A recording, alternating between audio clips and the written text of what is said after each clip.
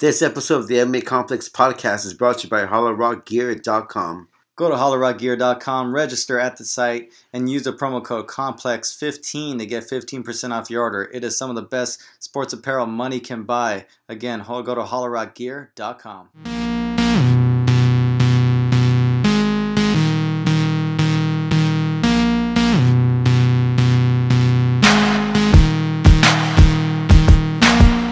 Welcome to another edition of the MMA Complex. My name is James. And my name is Josh. We're coming off a very eventful weekend in the world of mixed martial arts. Bellator came back this past Friday, and the UFC came back to Fox Saturday night for a very important fight in the women's bantamweight division between Holly Holm and Valentina Shevchenko. Josh and I are going to discuss all the big storylines from that weekend. But before we get into the whole MMA talk, unless those of you guys living under a rock, Comic-Con was this past weekend, and Josh was there in attendance. Yeah. While I was at home being envious at home. But Josh, how was Comic-Con, and give me a highlight of your weekend there. Well, for those of you guys we got a new episode for you now. It's been a little time off, maybe a week, longer than we usually like to. Yeah. We usually like to get these episodes right away out to you guys. It's Wednesday, I think scheduling wise, and then I was on a little vacation for Comic-Con, and it just didn't work out until now. So we're finally getting you an episode, and apologize for the long wait. But Comic-Con was great, man. It was it's always great. It's one I've been going to Comic-Con since 2000, since I was a kid, and it's been bigger and better every year. And I have a formula down of how to do it right, and to go to the parties and to meet celebrities and do everything that Comic-Con has, and buy a bunch of stuff. And I mean, you name it, I did it, and it was a good weekend. Came back, I think the day I came back, I got a little sick. I don't know what I caught. I don't know. I had some family members come down on Sunday, so I might have caught something from them because I know somebody was sick. But other than that, it was a blast. It's always a blast.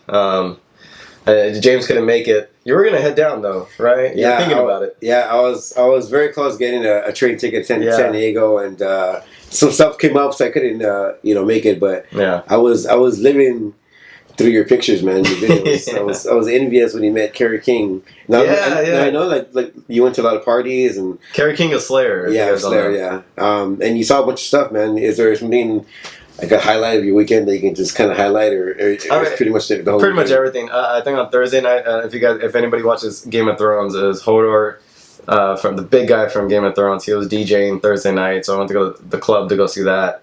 Did the whole bottle service thing, which is badass and all that stuff. And then just when it's free. Yeah, especially when it's free. And then a couple of people I ran into, some friends, and then one of the cool things was Kerry King from Slayer. Ran into him at the convention. It was just a cool night. It's just how it is. I mean, I got the formula down. I've been there. I mean, I like to bring people who have never been there before, and there's always somebody there that has never been there before, and I show them around and show them how to do things and do Comic-Con right. So cool. It's one of the best weekends. I look forward to it every year. Now, Comic-Con dropped two major trailers this past weekend: the Justice League, and then obviously the Wonder Woman. Yeah. Tell me your thoughts on both trailers, and are you looking forward to the new DC universe? I am. I think a lot of people thought that Marvel won the weekend with all their stuff like Guardians of the Galaxy, but everybody's still talking about Justice League and Wonder Woman and all that. So I think I would go with DC winning the weekend based on what they brought to the table. But I mean, all that stuff, I eat it up. We love it. And it's just, I just enjoy whatever comes out. You know what I mean? I think a lot of the fanboys nowadays, they like to pick and choose and, pick sides, but it's always been that way. But now with the movies coming out, it's so big, and everybody's involved, and everybody has opinions now.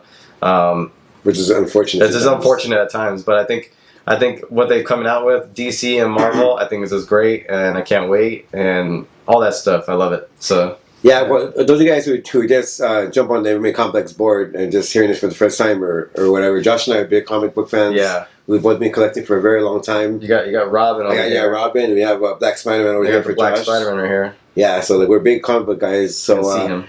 Yeah, I mean it's cool. It's kind of almost surreal to see the Justice League team in live in It's person. crazy. If you haven't watched it, go online. I think Aquaman, is the most impressive. Yeah, newest character that they featured. Wonder Woman, I love. I love Wonder Woman. And especially that actress. I clicked a lot of DC, and I slowly become a Flash fan due to the TV show The Flash. Yeah. And I mean the trailer was great. I think me being a nitpicker that I am, I think the Flash character kind of rubbed me the wrong way, only because he reminded me a lot of Wally West, which is Kid Flash, who became the second Flash. And we're gonna get ultra geek on you right now. Yeah, and Barry Allen's usually like an older character, but I mean, just like Ben Affleck, people were upset with him being Bruce Wayne. I think eventually I'll get used to it. But I think the guy has some charisma. Yeah, no, he does. Yeah, and I can see myself getting used to him. But that was just my only thing. And then the people nitpicked about the costume because they showed it for the first time. I thought it was good. I thought it looked like Flash. I mean, it looked good, and I think they're gonna improve that costume even more and more. Yeah. People were saying, "Oh, he looks like a Power Ranger." He doesn't look like a Power Ranger. I don't know about that. No. It's just people. I mean, if you read the internet's the worst, man. Facebook and Twitter and all that stuff. It's the worst, man. But I thought the character. It's weird. I'm not really too familiar with Flash all that much, but I thought the guy that they cast, he's got some charisma. He's a charming guy and character and actor. I think he'll probably warm up to people and probably for sure probably switch him over. I think maybe because I'm just used to the look at Ben Affleck. Man. Yeah, he came out and people were bashing him from very early on, and I think he's probably the best Batman so far. I think he was everybody's favorite. I think when Batman vs Superman was it just him. Yeah, I think for me, just watching the Flash TV show. I just got used to the guy that plays the Flash on the TV show. So that's a good show. It doesn't take me a long time to get used to it, but I mean, I can see some charisma that I'm going to enjoy. But definitely Wonder Woman. You just finished one of the talk about shows and you can watch them on Netflix too. But you just finished Stranger Things, right? Yeah. If you haven't seen Stranger Things, it's like I don't know. It's like sci-fi horror. It's the Goonies. Yeah, the Goonies. Oh man, I loved it, man. I mean, I think the '80s is one of the great eras. It's so good. Everything, and then like if you like sci-fi, you love it. Yeah, show. Exactly. Yeah. If you're into horror, you like it. If you're into sci-fi, you love it.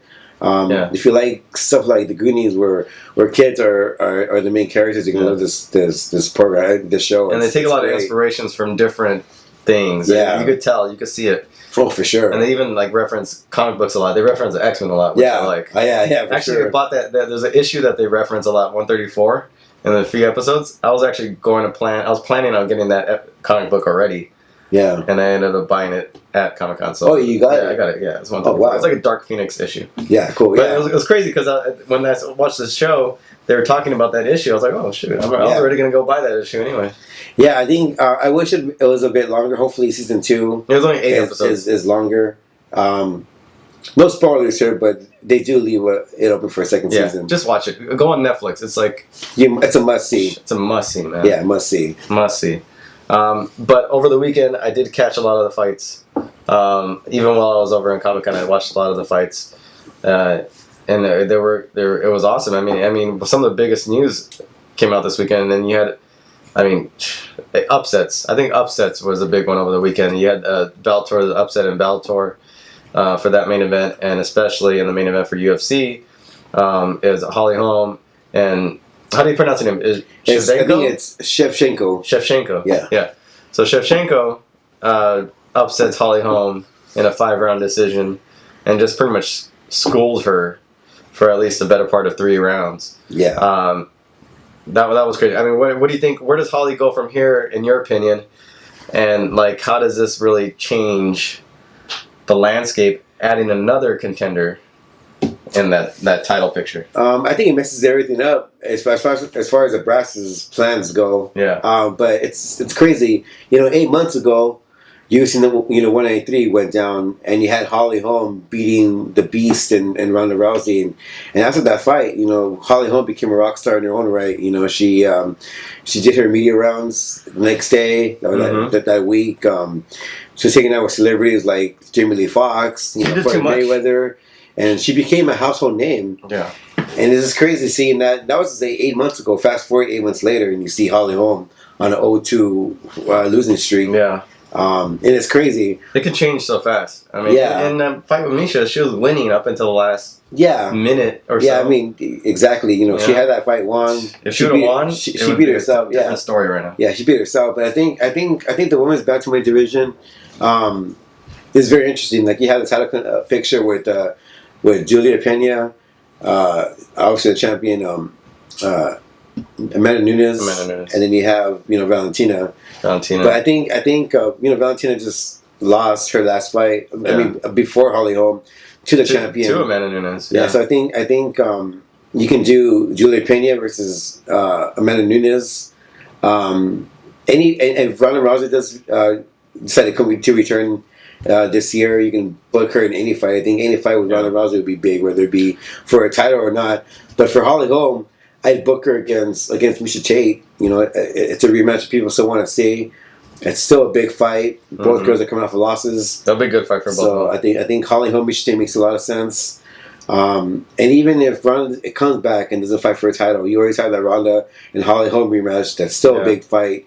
But I think right now, in the landscape of the women's bantamweight division, have Holly Holm fight Misha Tate and have Julia Pena fight for that title in Amanda Nunes, because if Julia Pena does beat Amanda Nunes and Ronda comes back, you still have that rivalry from the Tough Show with Julia Pena and Ronda Rousey. So I think that's my take on the whole thing. Yeah, and you can also do a combination of Kat Zingano against Holly Holm, which would be a good one.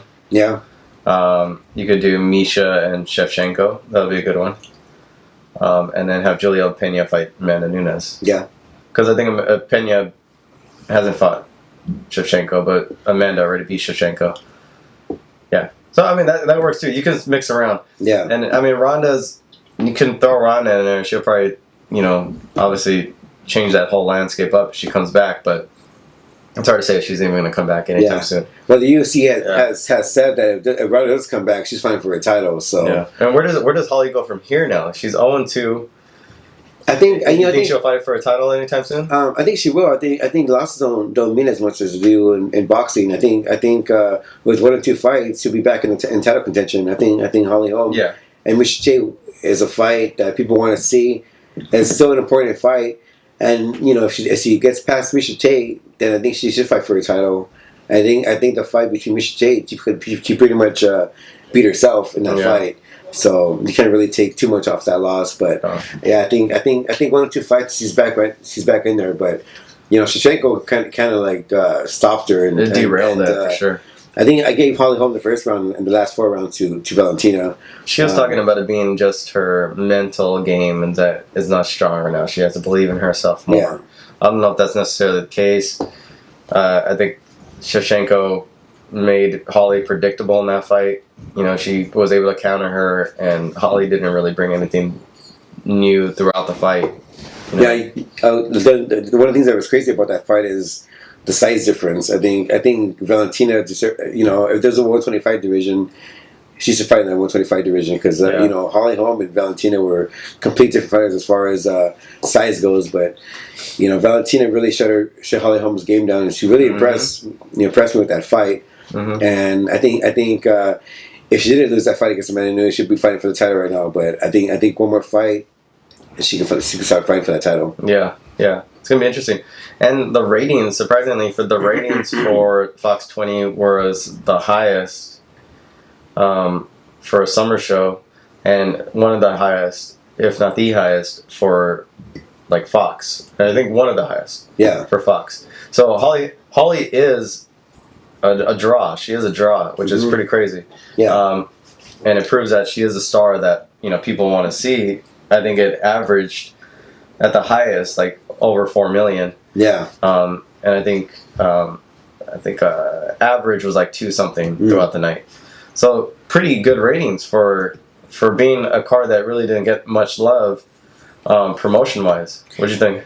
Yeah, I think it just says a lot about women's mixed martial arts in general and how people are interested in that in women's MMA. Yeah. I mean, you had the US 200, the biggest card of the year, headlined by 2 women. You had this Fox opener have 2 women compete against each other, plus the main event. I think any other sport, if you put the WNBA with the NBA, if the NBA had like a double hitter with the Lakers versus the Spurs, and then and then the second game would be the Sparks versus the Liberty. Oh yeah, like, nobody would. I don't think anybody would stick around for the WNBA game, but mixed martial arts is different. I think people, because in other women's sports they don't play by the same rules. I think they have like lesser time limit, lesser of everything. There's different rules. When mixed martial arts, the girls fight in the same cage as the guys. There's same rules, and then fighting is pretty much universal. So I think people are really interested in mixed martial arts for women, and it's does WNBA and NBA have two separate seasons? Like, do they? I think the WNBA is during the summer. I think they did it for a reason. Oh, okay. Yeah, so just to draw enough. I don't know. I was thinking because they could probably do a co-promotion. Like, let's say the NBA's finals weekend can coincide with the WNBA's finals weekend, and they could do like an Invicta thing where they have like the final game 7 or whatever, and it's just I don't know. It'll be like a women weekend of sports. It'll be like, oh, you got the game 6 of the NBA finals Friday night, and then you have WNBA game 5 on Saturday night. And they'll just promote each other across. That'd be kind of cool, but I think people don't respect women's sports outside of mixed martial arts. Yeah, because even women's boxing doesn't do well. It doesn't even get that much love at all. You can't. Yeah. I mean, how many female boxers can you really name? Probably like a handful. Yeah. But, like I was at the Claudia Gadelha and Joanna, and just seeing how everybody was so up and so all into a main event, a women's main event. Mm-hmm. It was just like. I was more impressed by that. Well, I was just like, looking at the crowd and everybody's just going crazy for a women's title fight. Yeah, because you don't see that anywhere else. I mean, if anything, I think the women bring maybe in tennis. Yeah, yeah. I think when it comes to fighting with the mixed martial arts, I think women fight as or even better than the guys do. Oh yeah. And so, I think with Holly Holm having a household name since she defeated Ronda Rousey, I think she brought a lot of people who had never heard of her onto her bandwagon, so to speak. So I'm not really surprised. Holly Holm is one of the biggest names in the UFC right now. Yeah, for sure. And I don't know. Another thing this weekend was Mark Hunt's rant on Ariel Helwani's show on the MMA Hour, which was, I don't know if you caught it. I didn't catch the audio version, but I caught the transcript, and it was just insane. What do you make of that? His whole curse word filled rant. No, it was. I want to say it was shocking to listen. I heard the whole interview. Yeah. I think this is the first time in a long time they have a relevant fighter in Mark Hunt speaking out against not only the UFC but mentioning a fighter union. I think before. When people talked about fighter unions, I think it was wishful thinking. Where now it's become a reality. A lot of people are talking about it. And a lot of fighters are behind Mark Hunt. I think it's a good thing. I think that the UFC is making a bunch of money off of revenue, television wise, and everything else. I think the fighters deserve a big chunk of that money, because without the fighters, there wouldn't be no UFC or pay-per-view events. So the fighters deserve it as much as the brass does. And I think some of the points that Mark Hunt was making is that the UFC decided to support these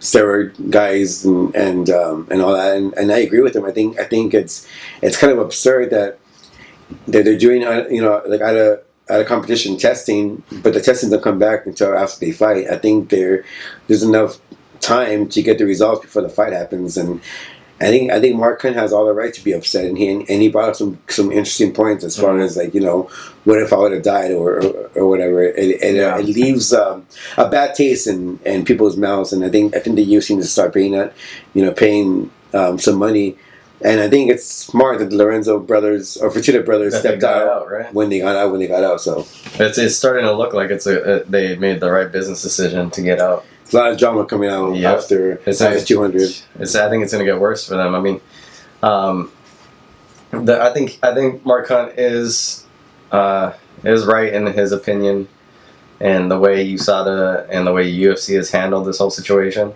I think they only recently contacted him. At least USADA contacted him. Yeah, the UFC hasn't contacted him. No, which is very unfortunate. It's unfortunate. I think that just it makes him look bad. The way they handle certain situations like this, it's like you have PR people, don't you? Your PR people make decisions in terms of handling your fighters before they go to the media like this. You should reach out and talk to your fighters before they're feeling forced to just have to express their voice and their opinion in public.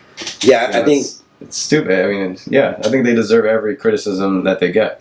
I think it's a clear indication too that the UFC sees their fighters as disposable fighters, where something happens, they can just brush the carpet with them and bring the new talent in. And that's where the fighters need to step in. They finally need to step in. I know Jose Aldo's come out recently saying that he was all for it. I think Dillashaw, I think maybe in Vitor, I know a few people have been coming forth. I don't know who's reached out to Mark Hunt. I don't know how many people have reached out to Mark Hunt. We talked to Mark Hunt in the past, and if you want to hear that episode, go back and listen to that one. It wasn't that long ago. He talked about having more of a role in the back end of managing fighters and fighter unions and all that stuff. So he's been thinking about it for a long time. Right, and not just that, but I think Holly Holm, a big star in Holly Holm, who's very relevant, and she's one of the top 5 bantamweights in the world. She got paid, I think, $2,500 in sponsorship money this past for Saturday. From Reebok? Yeah, which is because she's only like maybe 3 fights in, something like that. And it's absurd. I mean, here's a girl that's main eventing a Fox card. Multi-champion. Who's multi-champion, who's been in the game for a while. As far as combat sports is concerned, someone that's a household name and fought Ronda Rousey, and she's getting paid $2,500 for a main event for Fox, which is really absurd. Well, she's obviously a ratings draw, so something's got to change. Yeah, people, and like you mentioned on top of the show, Fox got a very big rating for this past Saturday. So I think those things are things to look at. There should be red flags to fighters and to people who follow the sport, cover the sport, and hopefully fighters do get together and form some kind of union, because the UFC is treating their fighters like carnival animals. Yeah. One of the key phrases or one of the quotes that Mark Hunt was like, they're lining our pockets with our blood, and that's a powerful statement right there. But I think it's more of not just a fighter speaking out, which is good because then it'll have other fighters come forward, but experienced people and lawyers and just people who know how to run these things and get these things started need to step in. Yeah, and that's the only way I think it's going to happen. I think the fighter speaking out is one thing, but they also need the help of experienced people. Yeah, for sure. And and obviously the person that Mark Hunt was talking about was Brock Lesnar. Yeah, someone who's big in the pro wrestling business. Cool. I don't think he'll ever fight in the UFC again. Yeah, and in MMA. And the thing too is that Brock Lesnar failed in and out of competition tests, both for estrogen blockers. And now he's gonna fight. He's gonna compete at SummerSlam and come back. And he was advertised to come back on Monday night for WWE. And that just shows that whether WWE is not suspending them, we're not doing anything about them. We're not showing any kind of consequence for Brock Lesnar's actions. It's just like, oh well, who cares? Like it's pretty much them. Not encouraging, but not giving a damn what Brock Lesnar did. Because at the end of the day, Brock Lesnar doesn't care. He's still getting paid millions of dollars for the WWE, so he can shoot up and beat Jax and fight on steroids in the UFC, and not worry about it. No income being lost because I think it's bad for the WWE. For both parties, it looks horrible. Yeah, I think if he's gonna go back to the WWE, which I think he's gonna stay, it makes their whole wellness program look like a joke. Yeah, like at least suspend him for 3 months or something like that. Well, the thing is that with USADA, one pop gives you 2 years. Yeah, Roman Reigns, one of the top stars in WWE, got popped for the same PED, and he got a 30-day suspension. Yeah, which just shows you Well, yeah, It's completely two different things, which I'm surprised. I even question the what it tests for. What the WWE actually, if their tests are even legit, but or if it's all, even if that's for show, I question sometimes. But I think for the WWE's sake, I know they wanted him on the SummerSlam card. I think they should have at least suspended him for 3 months, made a story out of it, create some drama that way. So at least it doesn't make their wellness program look like a joke. Yeah, because the thing with the WWE, they have control as far as because everything's choreographed. They can create their own storylines, and they can just easily do like an injury angle. Yeah, they can bring back. Yeah, like Brock got hurt backstage. He got jumped by somebody. Now he's hurt for 3 months. Or even if they actually we're going to suspend Brock for 3 months, it makes their testing look legit. And I think the only reason why they did the whole wallet policy is because the aftermath of Chris Benoit. Yeah. And the double murder suicide. And then the WWE got a lot of heat from all the other fighters, wrestlers that have passed away at an early age, which what gave McMahon some red flags, and he had to just been about it for public image. It's pretty much to cover their butts. Yeah, so this is why they did it. But I mean, it is a joke in all fairness to the WWE. But Brock Lesnar doesn't care. He's not going to lose anything. He's fighting to lose some of his purse to the commission. Or into the UFC. He'll make it up in the SummerSlam. But he's getting paid a lot of money in the WWE, so that's what's sad. That there's no consequence for him at all. None. Yeah. And he can just walk away and make return. Yeah, he's going to make millions in a month. Yeah. If that. And he can tell people that he beat a top 10 heavyweight. Yeah. Still. Yeah. So he doesn't lose anything, which is crazy. Doesn't lose anything. And then you go, Mark Hunt, who, loses a fight and doesn't even make a quarter of what Brock made. Yeah. So and he gets screwed at the end. This is. I think he fought his last 4 fights against people on something. Yeah. Yeah. Which is sad. And who knows how this whole thing with him and the UFC will turn out. Well, he wants to get released. He'll get released. So if they let him, they might not. I think he mentioned in the interview too that he's upset that Brock Lesnar took a spot in the rankings. I think Brock is number 8 now. Even after the testing, and it just seems like the UFC they shouldn't even add Brock on there. Doesn't care.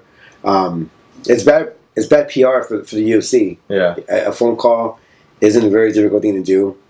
You can't even do that. So we'll see where this goes. Hopefully, this turmoil becomes some kind of I hate to use this word, but a blessing for the fighters, where things start changing up. And I think the UFC is now realizing they're getting bad PR for it. So hopefully something will change. Yeah, and it doesn't help. They don't have big fights coming up. You know what I mean? I know they have the Robbie Lawler one, but that's not getting that much attention. It's not taking too much away from what's going on. Yeah. If it was Conor McGregor and Diaz next, it would have been a different story. Then nobody really would be talking too much about Mark Hunt's rants. Yeah. It would be done over and done with. Right. The fact that there's really not much going on, it's kind of helping it gain traction. Yeah, exactly. You brought to attention of another thing that came out was the fact that Hendo recently made a statement saying that if he won or lost the fight against Bisping, he was going to retire. Oof. Didn't we talk about that being like the case of I think why they shouldn't make this fight? Yeah, we discussed this with Wade Tang on the Fight Network, and we mentioned one of the reasons why we don't like this fight is because of the chance of him, retiring after that. And now he's saying he's gonna retire no matter what, which puts the UFC in a very bad position, because what if he does win, which is a very good possibility that Dan Henderson can win against Michael Bisping. Yeah. And if he does walk away as champion, it's going to devalue that belt a lot. And it's a vacant middleweight title. Yeah, it's a very precarious fight for the UFC to book. Mm-hmm. I think the UFC is praying to their MMA gods that Michael Bisping wins this fight. Well, they haven't officially. But if they make this fight, I think they're going to pray that Michael Bisping comes through. But if there's a fight where he can win the title, Dan Henderson, it'll probably be be against Michael Bisping. Yeah. So, what do you think about this whole dilemma. That's exactly why I thought they shouldn't make the fight. I thought it's too risky. You can't have Hendo's not even. He doesn't even deserve a title shot. I don't think. No. And the fact that he's already close to retirement and now has officially said that he will retire no matter what. Dude, you can't make that fight. There's no way. No, I wouldn't. No. He didn't deserve it in the first place, and now you risk him walking as champion. Yeah, him walking away as champion, which would be great for him. Yeah, I think that, if he does leave, it doesn't devalue that bout. Even though, in my opinion, I think bouts in 2016 are already devalued. I think rankings don't mean a damn thing anymore. And I think the landscape of mixed martial arts, as far as bouts and rankings go, has completely changed. Yeah, I think so too. I mean, we'll see what happens with this. But talking about big fights, did you see Nate Diaz on Conan O'Brien the other day? That was yesterday. That was crazy, man. I mean, if you would have told me that the Diaz brothers were going to be on late night, whether Nick and Nate, I think you'd be crazy. But, you're crazy. I mean, it was surreal to see a Diaz brother and Nate, on late night talk show. It was crazy, but he did a good job. He always does a good job. For him. I'm happy for Nate too, man, because Nate was a guy that's always been, asking for more PR for him to get promoted, and he did it through his fist, and he beat arguably the biggest star in mixed martial arts today, Conor McGregor, and I think after that he's paying for. I mean, he's receiving all that glory that he deserves, man. Yeah, he I think he always had a more of a smarter approach than his brother. I think his brother was there was no compromising with Nick. You know what I mean? He did what he wanted to do. I think Nate has always been more of a company guy, a little bit more level-headed than Nick, and a lot more personable in a lot of ways. You can joke around with Nate, and you can see him joke around with other people. You never see that with Nick. No, Nick's always a stone cold face. Nick's always stone cold. So I think it's nice to see that people are, general public is getting to see, some of these fighters, and, like Nate and his personality. It's just the thing. It was awesome. It was fun. Yeah, and people recognize a quote unquote real fighter as far as personality. It's too bad he wasn't joking around with us when we were backstage with him and Nick. I thought we were going to get jumped back at Bellator before. But it's good to see Nate, joking around. It's just it's so real seeing him and Conan talk, because he's got to get. One thing I got to say is though, he's got to get a freaking more stylish or a different style black style person. He's got to get a style guy.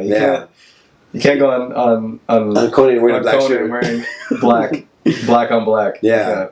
But it's crazy because Conan and Nate are complete different personalities, and seeing them intertwined with each other was cool, man. It's I love Conan O'Brien.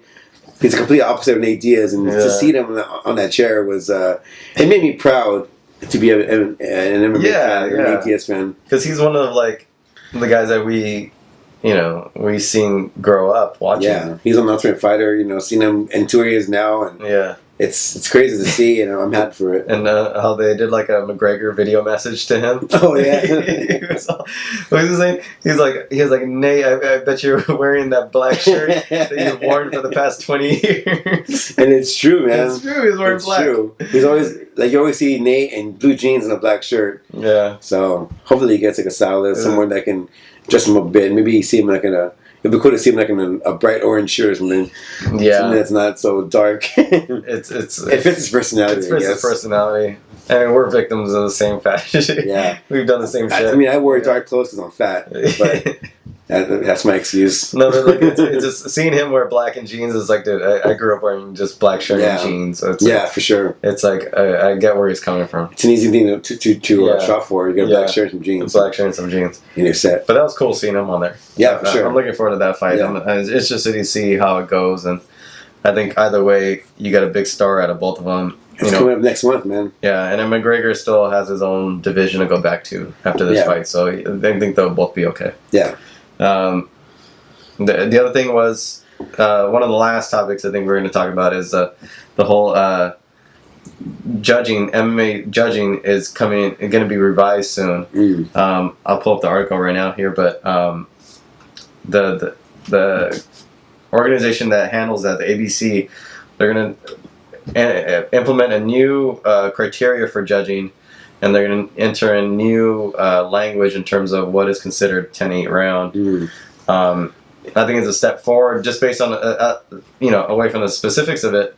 And I think MMA Fighting Night should put out the story, so you can go on and check them out on that story. I think Mark Ramundi put it out. Yeah. A friend of the show here talked about it, and I can pull up the specifics here. But the specifics aside, I think the fact that judging is going to be revised soon, and which has always been a big issue in MMA. What do you think about that?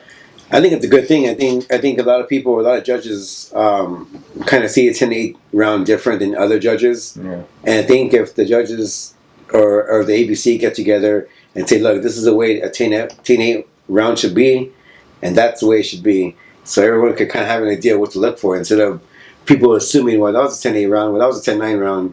Hopefully this will fix that problem. I think the boxing system is an old system that doesn't work in MMA. Yeah. I think they should just completely have a different point system altogether. But I think having, it's rare to see a 10-7 round in MMA, and it's almost rare to see a 10-8 nowadays. So I think by them explaining what to look for in a 10-8 round, it's going to help. It's going to benefit everybody, I think. I think so too. I think judging and refereeing have always been the biggest issues in MMA. Yeah. Aside from like PED use, which I know is an issue in any sport, which I don't think will stop. but judging and refereeing, I guess the bad cases that have come out. Again, it's human error is always going to be a case, but the fact that they're taking steps finally to revise some of these things, and I think it's in August 1st, is in Las Vegas. It's the whole commission is all going to meet up and start revising things and talking about things. So that's like this big conference that they usually have on August 1st. That's where it's going to take place. I think it needs to be done, and I'm glad it's finally happening. And there's a lot of things that they're going to discuss too. I think they're going to talk about the 12 to 6 elbows. I think what else are they going to talk about? They're going to bring a bunch of other issues up, and hopefully they'll change some of those things. Yeah, I think John McCarthy mentioned it to us because Josh and I, like we're in San Jose, and we did a mock judging for Bellator.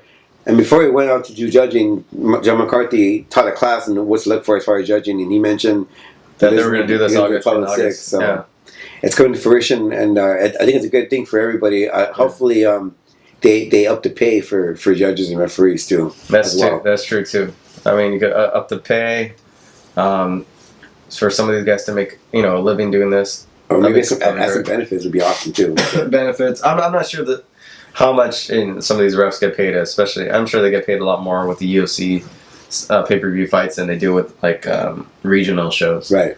But yeah, that's going to go down. We'll bring you all the news for that coming up. I know it's going to be sometime in August that we're going to get the official word on that. Probably like the first week. Right. Maybe next week sometime. Mm-hmm. So we'll bring you all that stuff and more regarding those changes. But right now, next thing up, we're just going to break down some of the cards from the weekend. Give you our picks, especially for UFC 201, which is this weekend. We're going to give you our picks for that.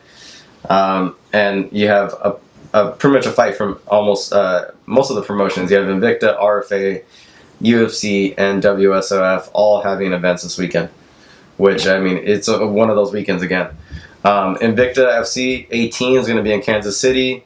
Features Grasso and Escobar, Alexa Grasso and Jody Escobar as the main event, which is great. You also have Christine Stanley on the card. You have Megan Anderson on the card. It's a really good card on UFC Fight Pass. Make sure you check that out. That's, I believe, on July 29th, which is Friday, I think. Friday, yeah. So make sure you check that out. You have RFA Gigolotti versus Giles, San Antonio, Texas. That's on Access TV. RFA 41. That's also Friday. And then you have the UFC 201. That's Lawler versus Woodley. That's on Saturday. And you have WSOF 32. Marias versus Hill. That's from Everett, Washington, MSNBC, or NBC Sports. Make sure you catch that. Those two are on Saturday. UFC and World Series are on Saturday. But we're going to get to UFC 201. We're going to break down that card, give you our picks for at least the main card. And if you're in Vegas, then you can, or if not, if you're on like, what's that other sporting betting app. What, DraftKings? Or something like that? Yeah, DraftKings, yeah. Which I gotta try. I gotta try that stuff. You can do that too. So, to kicking off the main card for UFC 201 is Ian McCall against Justin Scoggins. Who do you have for this opening fight?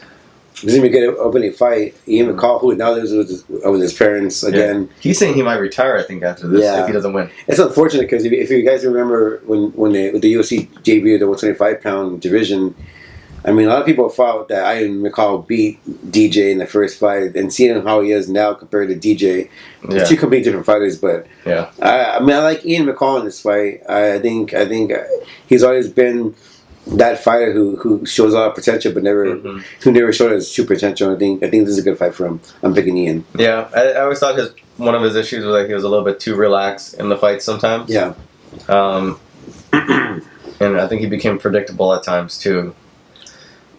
I'm gonna go with Ian just because I would like to see him keep fighting. Yeah, I know he's been on a downslope in his career as of late. He's saying he might retire, so I'm hoping that doesn't happen.